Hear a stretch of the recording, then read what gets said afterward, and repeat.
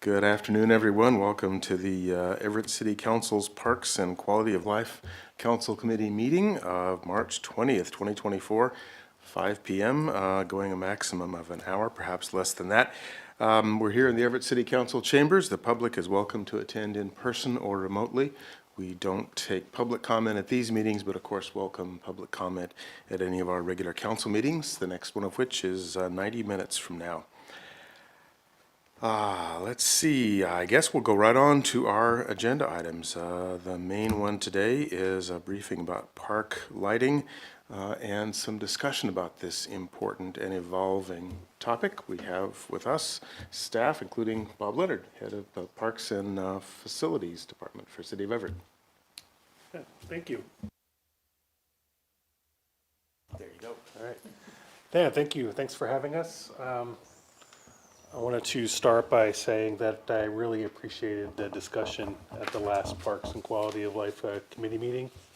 I think there is a real desire for staff to hear what council has to say about topics like this. So I am looking forward to this briefing.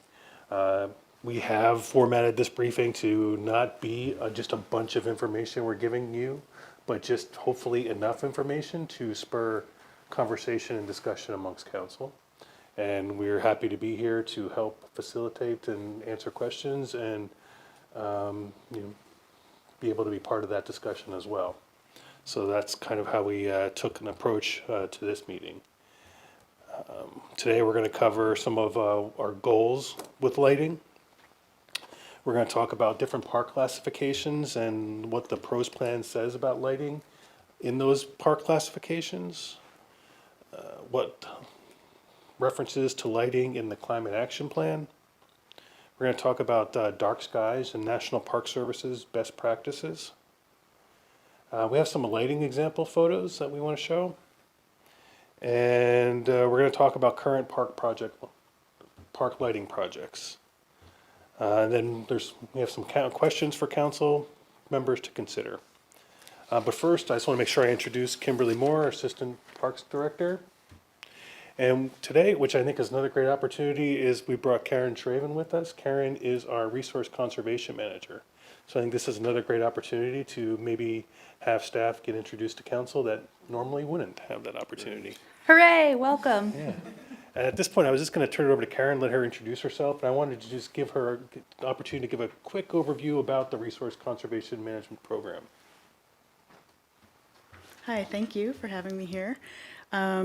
Like Bob said, I'm the Resource Conservation Manager. I'm fairly new, just started last July, getting settled in the Facilities Department and Parks.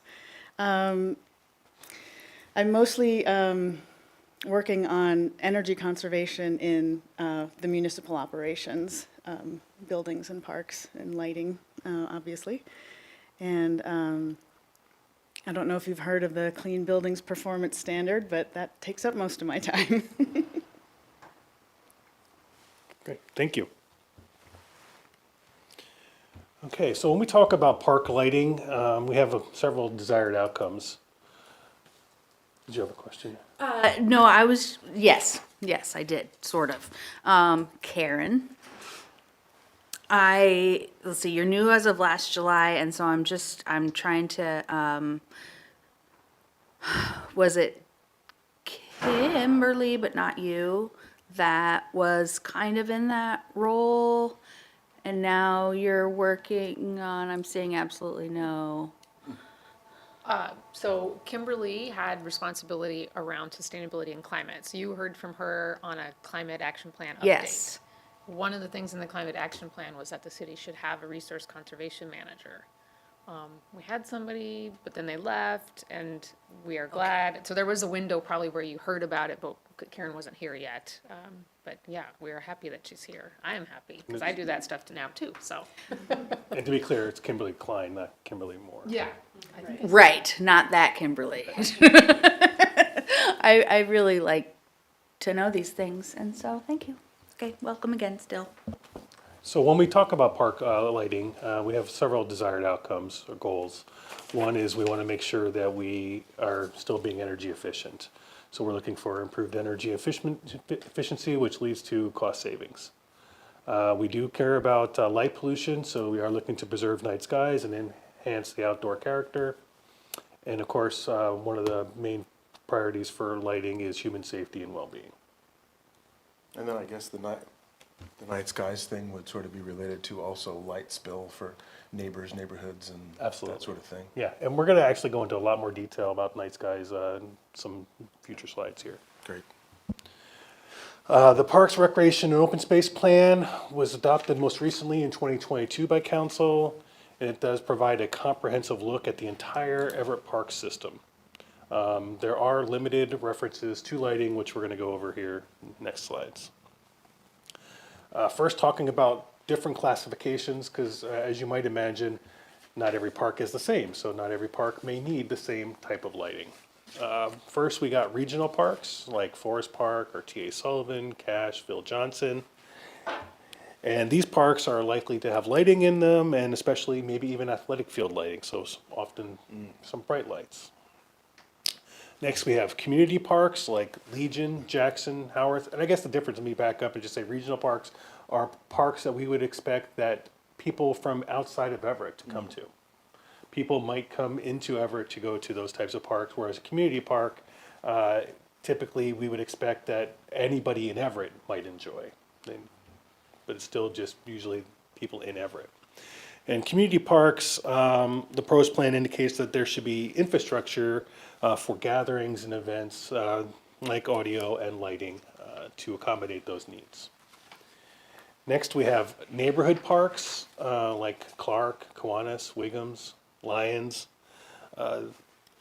These parks are really meant for the people in those neighborhoods to enjoy. We don't typically expect people to drive across the city to utilize those parks. That's why there's usually not a lot of parking or restrooms or those types of things. People are usually walking and they're pretty close to their house and they'll go back. Those types of parks, we usually limit the amount of lighting to match the size or the location of the park. Question already. So I'm seeing Wiggums Hollow, and then I also know about now I've forgotten the name of it, but are all of the parks that we are discussing property of the city of Everett? Or are some on that the city of Everett just takes care of, but are not ours? Like Doyle, that's the one, and Wiggums Hollow. Now, so Doyle, we would consider still to be a neighborhood park. We would classify it, we do classify it as a neighborhood park, even though we don't officially own it. We have an agreement that allows us to use and operate it like it's one of our parks. Wiggums, most of the Wiggums property is ours. We do have an agreement with the Everett Housing Authority to utilize the lower half Okay. for park use. So we kind of group that part into Wiggums as the general whole, but Okay. we don't necessarily make a distinction. So I guess, sorry, co-chair, I guess, are those the only two then in the city of Everett that we, Offhand, those are the two I think of. okay, it's not a big deal. I'm just, thank you. I'm just thinking of the magnitude of it. I think there's something more than 30 parks. Oh, absolutely, do. 45. Oh, I seem to remember the number 33, so clearly I'm behind the times here. Wow. Some of 45. them are, wide, Yeah. right in the areas that we put a bench in and, it's a park, but. And that is different. There are a few spots in the city that I'm aware of that that it is city property that the neighborhood may use informally, but is not actually part of the Parks Department. If I remember right, there's one in my District 5, and I'm not sure about things like the food truck park at Madison. The Valley View neighborhood would be one of those areas where there was a quasi-park that the neighborhood was taking care of. And I don't know that we were classifying that as in our inventory, but more recently, we kind of agreed to maintain that area, and it is on city property, so that one will be classified as a neighborhood park. The Madison Morgan is really special use. Yeah. Not Madison Morgan, I'm sorry, the food truck park that you Yeah, mentioned. just More north of like a Madison. special use, yeah. And those are usually utility properties that we also sometimes use as park spaces. Okay, yeah, that's kind of what I was wondering, is that it sounds like there are some of these that are in a kind of a dual use or informal use kind of a status. Yeah. Okay. Bob, when you talk about Clark, you're talking about the park not including the tennis courts, right? 'Cause That's that gets used from around the county. That is a great point. Clark Park, like the tennis court portions is actually owned by the school district. Oh. Way back in the day, when the city owned all of Clark Park, we didn't own Lions Park. The school district did, and there was a transfer of properties where we gave ownership of the part of the park that the tennis courts are on to the school district, and they gave us Lions Park. So while we have an agreement with the school district to operate the tennis courts, yeah, that is actually Everett School District property. And my point in part in commenting on this is that I guess I'm trying to calibrate myself that we are dealing with things. You've talked about the different kind of categories of parks and maybe scale, and we're talking about things even beyond that, and so that kind of calibrates me in terms of what we're thinking about in lighting. That the range of these things is huge, and therefore the likely range of what we might do or not do in lighting is going to be similarly large. Yeah, absolutely. That is very accurate. So that the questions about, well, why are you doing this in one place and why are you not doing it in someplace else, that's where some of this stuff will lead. Yeah, there's a lot of varying factors that could be in play. Next category, and this one's a new category, is the urban downtown park, like Wetmore. As we see this city grow, we plan on having more of these types of parks available. And the pros plan talks about having lighting and electricity as appropriate and feasible, with this being pretty much a new category. And then we have linear parks and trails, like the interurban, Grand Avenue, Bayside, North and South View parks. Here, the pros plan recommends lighting infrastructure, but cautions that sources of light and glare may interfere with the natural open space and habitat elements along trails while allowing for visibility. Because these are linear parks, obviously the thought is that people would be using them for riding a bike or walking a dog or something to that effect. Something that you might need appropriate lighting for, but the pros plan just cautions not to overlight, to really, ruin the habitat. Aesthetic, Yeah. as the kids are saying these days. A couple more categories we have are natural areas and greenways, like South Everest Forest Preserve. Because they're natural areas, lighting is not mentioned and not really recommended. And then we have the garden and gateways. The intent is really for the uses to be daytime use, not really much public hanging out in type of use, and so lighting should be limited if at all. Where's JJ Hill? It is on the corner of Broadway and Everett? Think Hewitt. Hewitt, yeah. Broadway and Hewitt, thank you. Isn't it Oh. James Day Park? Or, Well, James J. Hill, I think maybe is what you might see. okay, Yeah. thanks. It's what the Pokestop's called if you play Pokemon Go.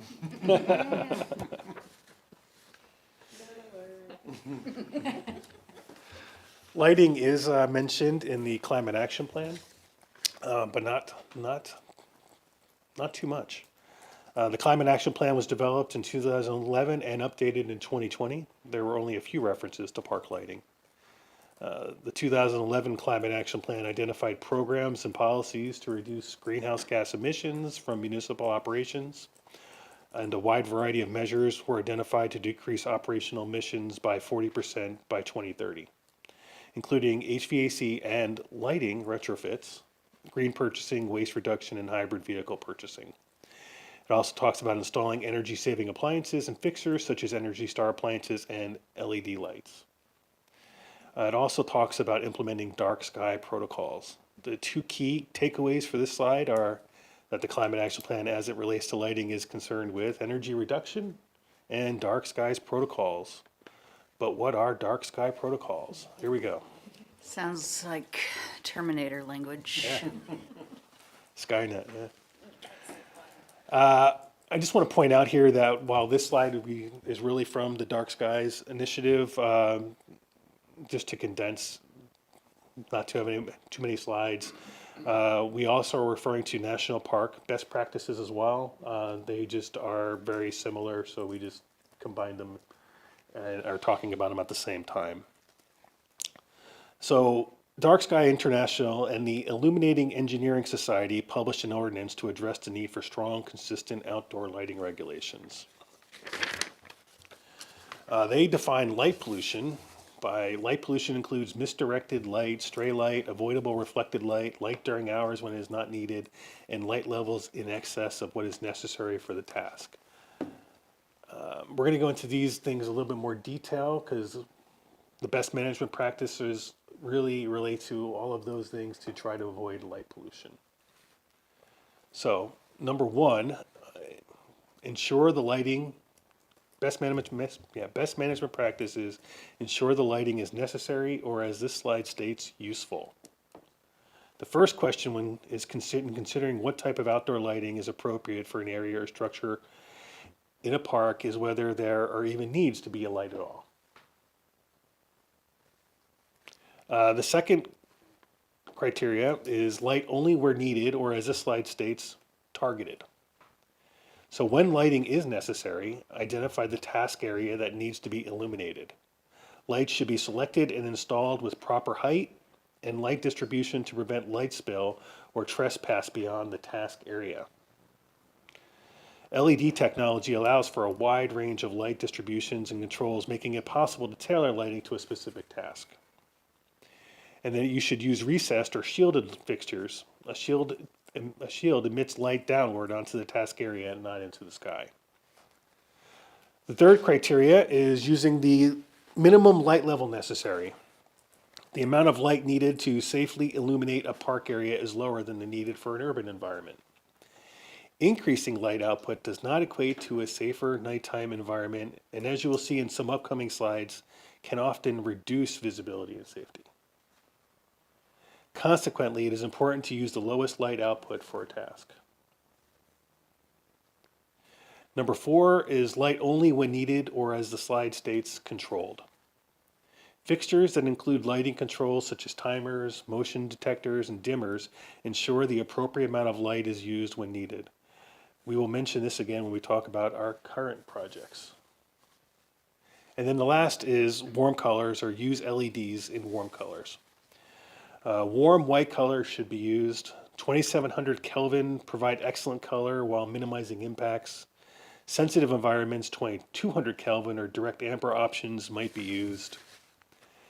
And it's recommended that lighting infrastructure be,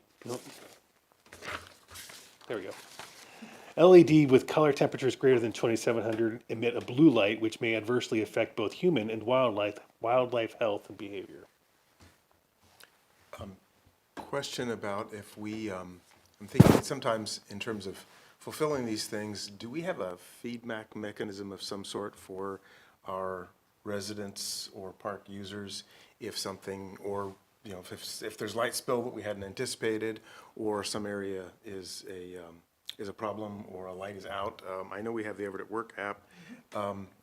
Is that the right mechanism of somebody? I think now that we have the Everett at Work app, that is what we would suggest, yes. Okay. I think that would be the most effective and efficient way to get something answered. Okay, so that's something we can get out to our neighborhoods then if they've got, because they're often the people on the ground there who would know if something's working like intended, or if there's something missing or burned out or spilling somewhere. Sure. Okay. We also have our recreation office and staff available to take phone calls or emails if our constituents are not interested in an app. Okay, well, yes. And I'm thinking too that since it's lighting not necessarily all in parks, I am remembering on Evergreen Way, a new business going in, and the apartments across the street thinking that there was light spill. And so that's still, you know, it's a not the city and a not the city. So, but the city was involved in that we can regulate lighting. So what's my point it was resolved, and it was resolved nicely, if I can remember correctly. And would these two things that you've just said be good for a constituent to reach out to, like what Kimberly just said, and then also the see-click fix? Well, I think that's one of the Any reasons the ideas? C-click fix is so great, because it does go to everybody in the city, and then we're able to really process that better to who it should go to. Okay, thanks. And it reduces ambiguity about location. Sometimes when Very something's true. happening, it's hard to get a cross street right or make sure that you're not confused about which corner or something like that. True, very true. All right. I was hoping this picture would show up well, and I think it does. Bright lights create dark shadows. A lot of times, if you have a bright light, what's behind that light can get lost, and you can't see it. You don't get a full view of what's in there. If you can see the person standing next to the garage in the lower picture, that person is in there in the upper picture. You just can't see that person. They are obscured. So a lot of times, just making things brighter isn't always the answer.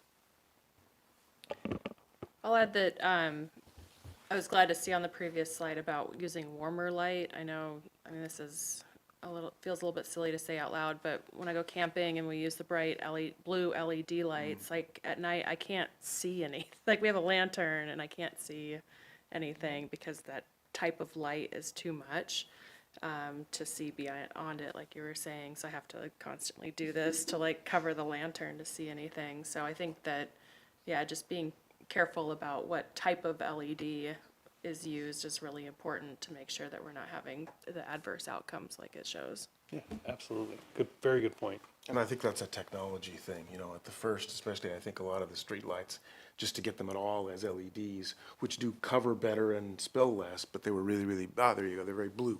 And whitey blue, and now they're getting better, and I guess, well, of course, any of them were better than that crazy sodium, but.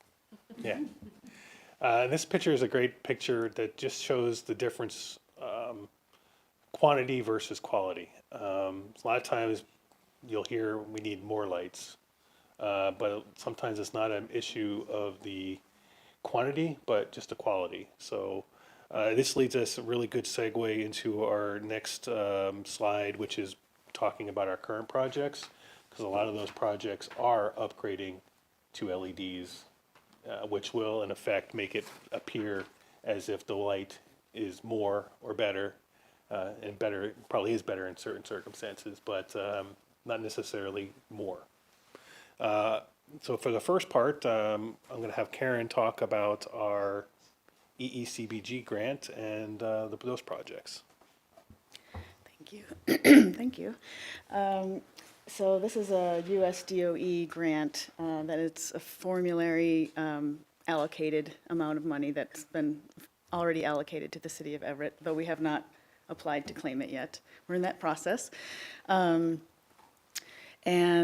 we were allocated $169,950, which doesn't seem like a lot, but we're also leveraging some SNOPUD incentive money as well. And our intent is to do a LED lighting retrofit at, I think we're going to be able to do 6 or 7 parks, primarily parking lots, the wall packs that are on restrooms, and some of the canopy lights, replacing them all with LEDs that have luminaire level lighting controls, which is kind of cutting edge with lighting controls, and allows you to change the temperature and allows you to dim or increase the brightness at any time. Like it's not like you program it once and it's done. You can go back. I mean, I think there's even an app that somebody in I facilities have an app presumably. like that, so when the kids don't turn off the lights, This is great. Yeah. It's at the luminary level, so I mean, you can adjust each one separately. Yes, and they also would have motion sensors and photo cells. It's kind of built into the fixture, and it's possible, if we so choose, that we could dim all the lights, say, on a trail, and when somebody walks by, it'll come up to brightness. and then dim back down again when they walk past. At And night, we keep it at 40% of the capacity. And then as somebody comes by, it goes up to say 80%. And then after a short period of time, when nobody's there, it goes back down to 40%. And then, I mean, now LEDs are certainly more efficient than the tungsten lights, but I'm not sure if they're more efficient than the sodium, but their light's better and more easily focused. they're much, much more efficient than almost any kind of conventional light. It's just like solid state. It's like a microchip, basically. So it doesn't create as much heat, for example, right, as most conventional lights. And they last, They last much, much longer, 5 to 10 times as long, so much lower operational and maintenance costs as well. How many lights again will possibly be replaced? It'll be by parks, and we're prioritizing parks in disadvantaged communities, so I have the list. We have Cash, Okay. Walter Hall, Phil Johnson, Garfield, Wiggums, Langus, and Grand. and our plan is to get as many of them done as we can with this grant. Great. So those parks are in disadvantaged areas, but I know that there's other parks that are also in those disadvantaged areas. So were there some metrics that were used to identify, how are the parks identified besides just geographic area? A couple of things. One is that the grant is only good for retrofits of existing lights, because it's an energy efficiency grant, so you can't add new lights, because that wouldn't be creating efficiency. So the point is to reduce the amount of energy. So that was one criteria, is that there are places where lights are already existing. And And that secondly, didn't already have LEDs. And there's some parks that have already been upgraded, and they wouldn't have been eligible either. correct, right. And then I think we started out looking at parking lot lighting, and then we realized that there was more money to do more, so then we started adding more of the other parks. I was not directly involved in those decisions, but I think it mostly was decided based on the types of lights and the energy efficiency that would be gained by replacing them. Great, thanks. Just another point on that is that this type of lighting project is significantly more cost-effective for us. We feel like we're getting a good bang for our buck, so to speak, because it's gonna look a lot better from a lighting perspective, but we're just basically changing the fixtures out. We're not changing the infrastructure that supplies the power. So we're not absorbing any of those costs, and there are rebates and grants available for these types of projects. When we start talking about adding lights, when we have to run wire and do those types of things, poles or other things, lighting projects become more expensive. And again, they're not going to give us grant money for adding lighting fixtures. Well, not with that attitude. Yeah. It's true. if only the attitude was the thing that needed to be changed. We are doing other lighting projects. We do have a project at Clark Park that we're going to be working on as part of the dog park. We would love to see the dog park have later hours than typically we would do for the rest of the park, so that people can enjoy the dog park. We think that's one of the amenities that people would use and would be okay to use later on. So we want to make sure that there's enough lighting to safely enjoy that. So like in the wintertime. Yeah. Yeah.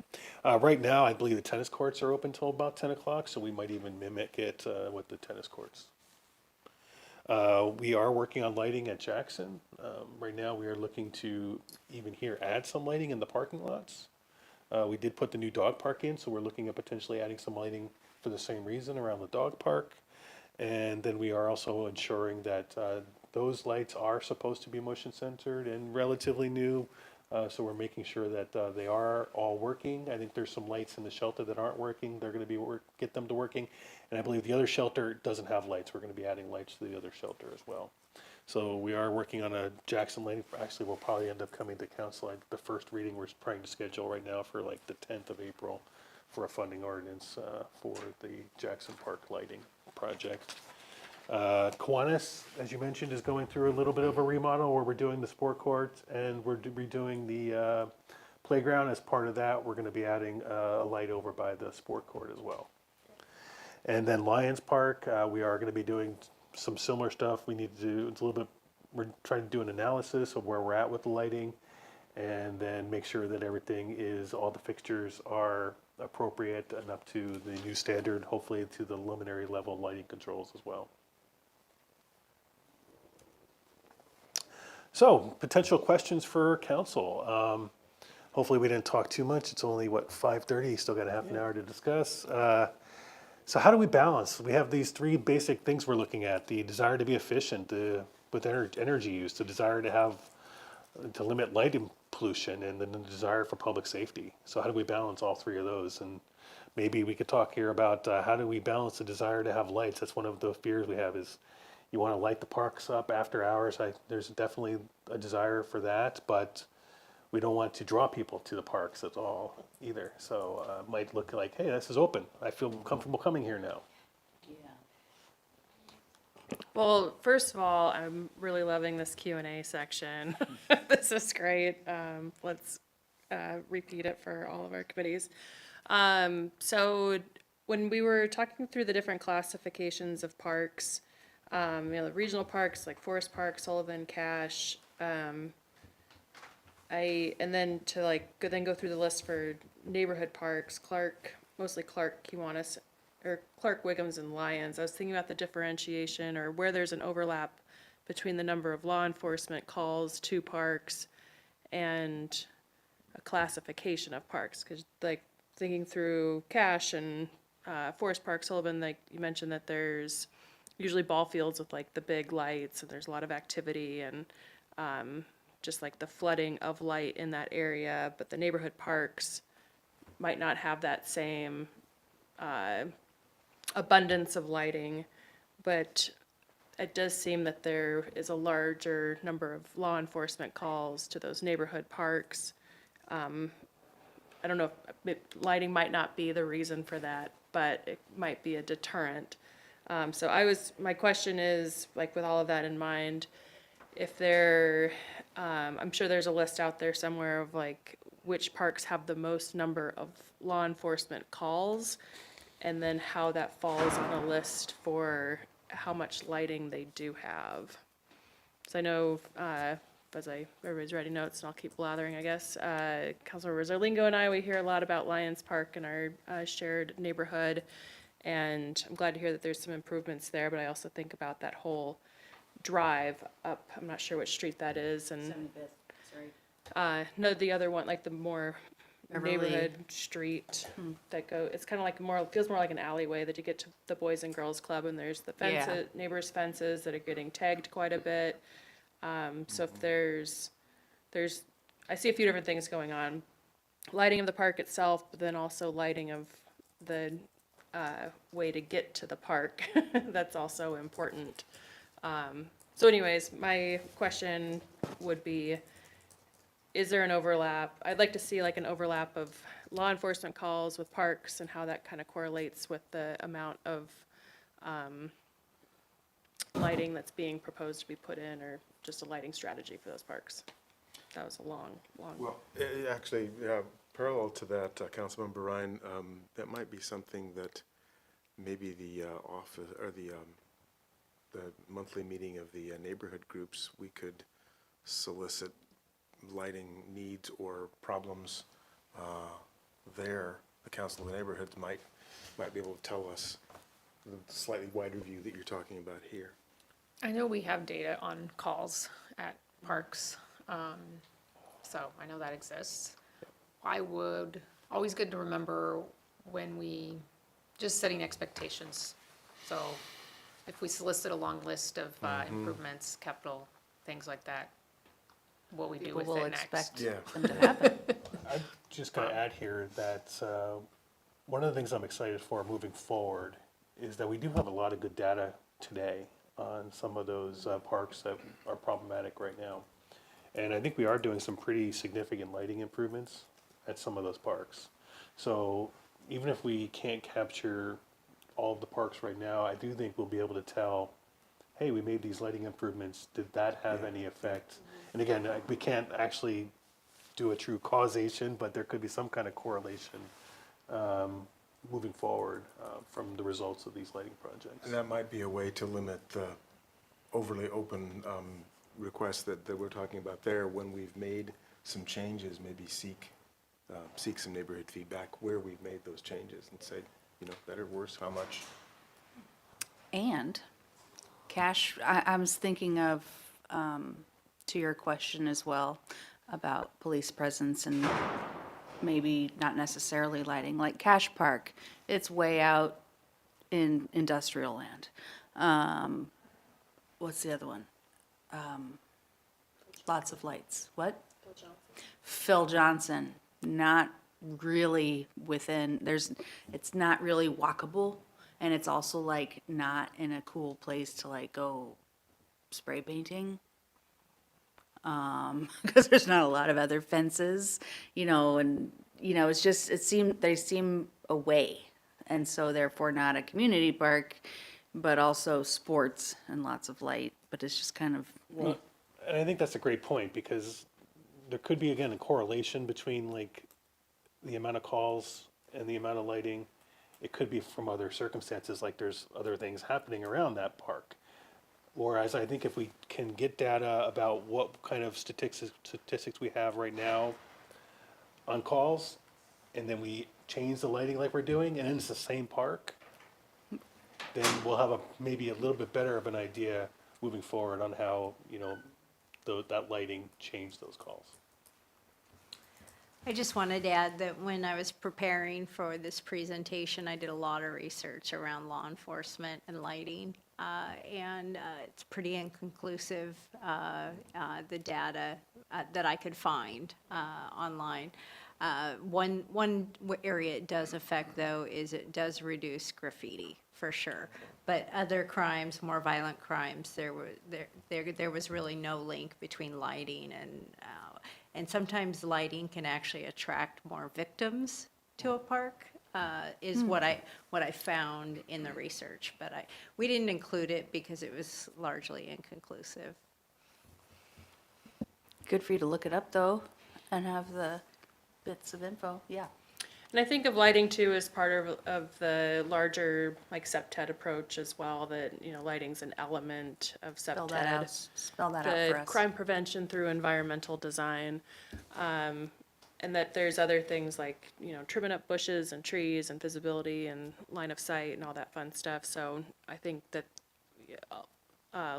more lighting alone probably wouldn't be the silver bullet we're really hoping for. Probably housing, really, might be, Possibly. yeah, but that's quality of life. Oh, we're here. So I think, just as like part of the larger approach to SEPTED, I think would be great. And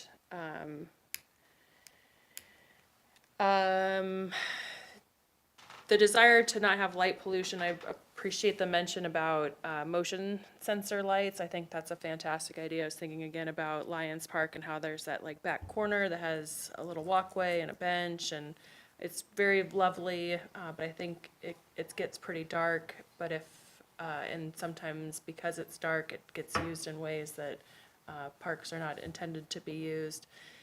So to have a motion sensor in a place like that back corner to shed some light as needed, I think the neighbors would be fine with, and wouldn't contribute to light pollution. So glad to hear about the motion sensors. And that might be part of the Everett at Work outreach for us to let people know that it isn't just for specific things like a shopping cart or graffiti or trash, but if there's an issue that your city might want to address, then don't filter that first. We can filter it on our end. But I don't think most of our neighbors know too much about it yet. We're getting there. How do we balance the desire to have lights in the parks? Nope, that's not where I was going with this. So I live by Walter Hall, but I also live by Payne Field. And, you know, there are many lights that flood my area, and I can hardly see a star. And I know that probably going back to the previous slides where use, I think airports probably need a lot of light and they probably go out. And I'm thinking, so even on a dark and, actually it's a little bit lighter on a cloudy night, because of the light refraction. I guess what I'm saying is that I understand the brighter lights make it harder to see sometimes. So, I guess that was just a long bit of story. I don't have a point. Can you make the airport lights go down a little bit? Can they have motion sensors? There, I'm bringing it back. I think it's a great point, though, just to say that lights are needed for different things at different times, and there's an expectation to have bright lights because you're going to have people at the airport, and the task is to land planes safely. But I think that's one of our fears, is we don't want to create an environment where people think that they should be in the park either. Yeah. We are not prepared. There's a lot of, it's not a quasi-natural area, and if you don't have full sunlight to see all of the obstacles in the way, it could be problematic, and we do not have our parks designed to that level. And we're not staffed that way either. Not even close. I mean, in that sense, then, back to public outreach, a little more clarity for a public, other than, I think there are often signs saying dawn to dusk or something similar like that. It might be extended, especially in some of the dog parks, and especially certain times of the year with lighting. But how much of that, I think the average park user probably never even thinks about that. And maybe we could be a little more explicit. Lights could be spelled out, like, nope. You know, you want to be in the park, it's dark. Nope, this light's coming on, motion sensor. Yeah, I think in Lowell neighborhood, the Lowell neighborhood park, the neighbors have been asking for a gate. I know folks near Jackson have been asking for a gate. So I think some parks are open for the car gate for the parking lot, not necessarily like the whole lot itself, because I know teenagers on foot are going to get in whether there's a car gate closed or not. Not that I ever did that. But I think there are certain parks that are well suited for a gate to be installed and closed at night if we didn't want overnight activities at those parks. I know a lot of my neighborhoods ask for it on the parks that could have a easy gate, but I know that needs to be a person that opens and closes it, so. What about bollards? I think that's the term. Like, because Walter Hall has these things that I imagine could just lift up out of the ground to stop vehicles, but I've never seen them up. So are they, and which would probably be more expensive than a fence, or a gate. But yeah. We have bollards in the parks, but I don't think we have the kind that actually lift up out of the ground or anything like that. So it's a thing that you have to actually like get out of manually, storage. I think they can be removed or put back in, but they aren't extensible or anything. But that does actually, and the staffing stuff reminds me that we're going to get a briefing this evening on revenue options for the city. I think that's one of the other elements that, in terms of if we choose to go forward with one of these options, any one or more than one of these options, I think that'll be part of what kind of our job in general is to let people understand what the nature of the choices will be.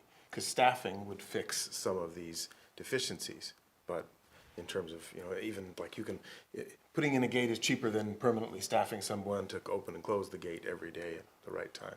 So we'll have to make that clear to people, what that choice is.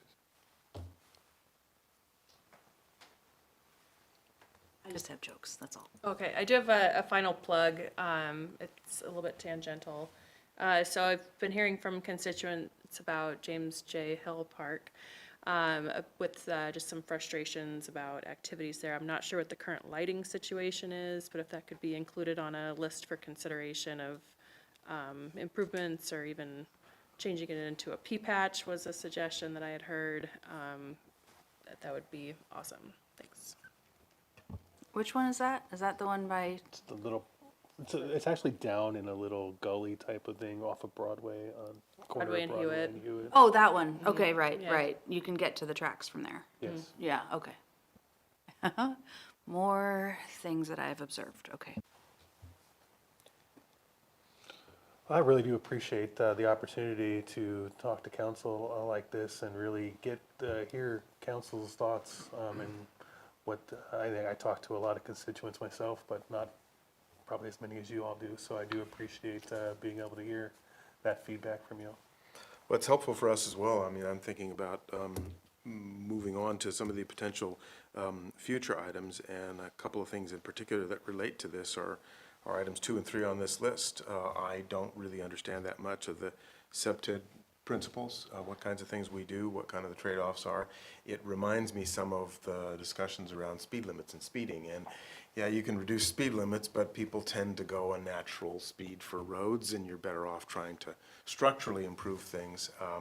Same thing, I suspect, with SEPTED. It isn't just a matter of law enforcement, and it isn't only a matter of lighting. So I guess I'd put in a request for that for a future discussion, just a briefing for us on those principles, and maybe something for the broader council.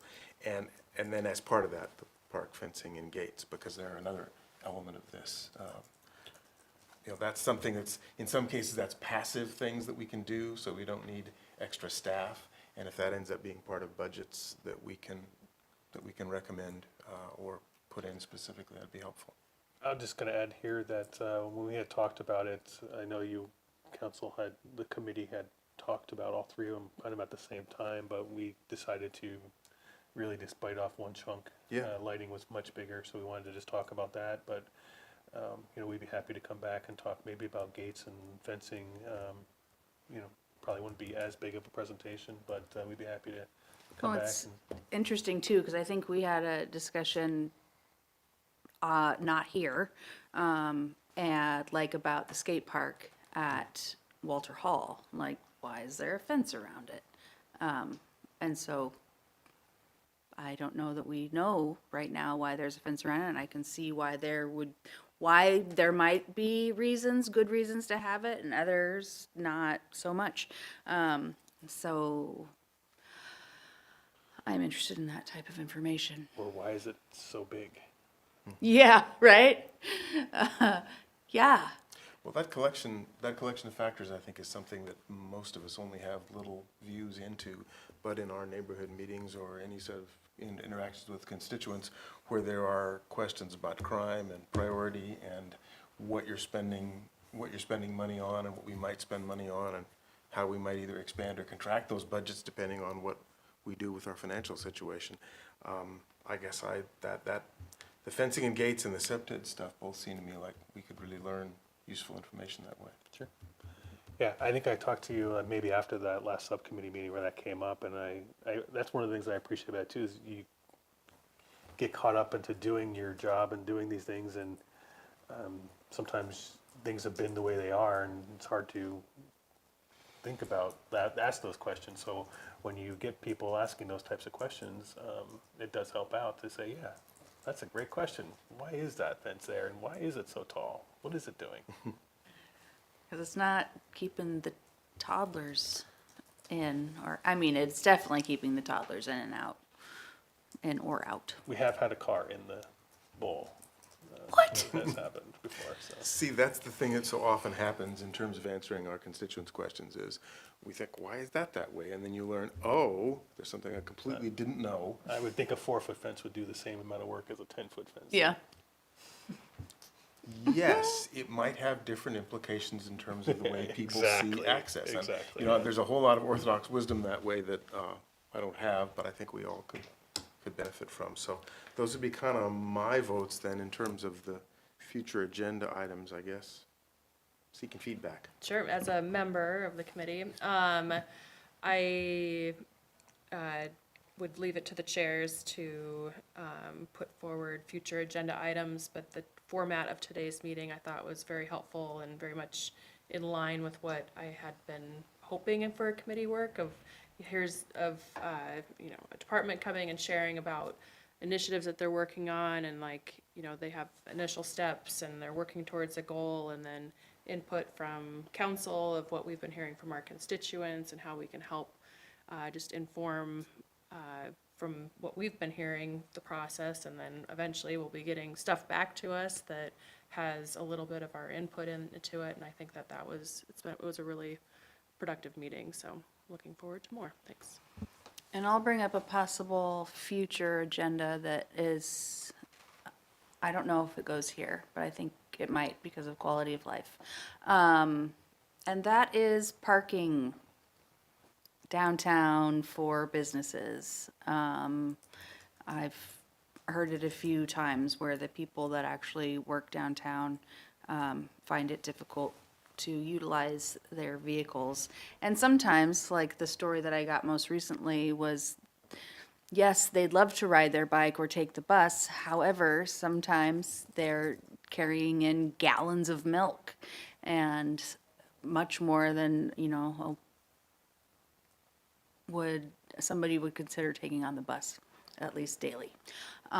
So I think that's a quality of life and all of that, because anything is a quality of life, really, Yeah, it could be that or built environment, I guess, but I mean. which I'm also there. And I suppose, have we ever considered things like permit parking for some of these zones? I mean, we have parking garages and that sort of thing. I don't know near zero about that. I know a little bit, but I'm not willing to divulge right now because I am not the expert. But there could definitely be some permits, I think. Yeah, permitted parking. Oh, an idea that was brought up was to have two different styles, in the same area. So if you are an employee, you have your permitted parking for daytime or whatever the typical business hours are. And then if you're a resident of the building, yeah, that, not everybody works during the day and sleeps at night. So, but for the most part, having different styles of permit for the same space on the street or in a parking lot or wherever it is, was an idea. Ryan So. Sass is the expert on all the parking matters. Okay. Which may point it more toward the Built Environment Committee then. Thank goodness we're chair of that too. At our last council meeting, I think the three of us all mentioned an interest in the neighborhood stores Yeah. and small businesses in neighborhoods, which I see as part of economic development. So I would respectfully request that that's added to a heading item for our committee. All right. Well, I think if that's what you folks had, Yeah, got any more Yeah. short stories or? we'll be back here in 35 minutes, so thank you all. Thank you. Meeting is adjourned.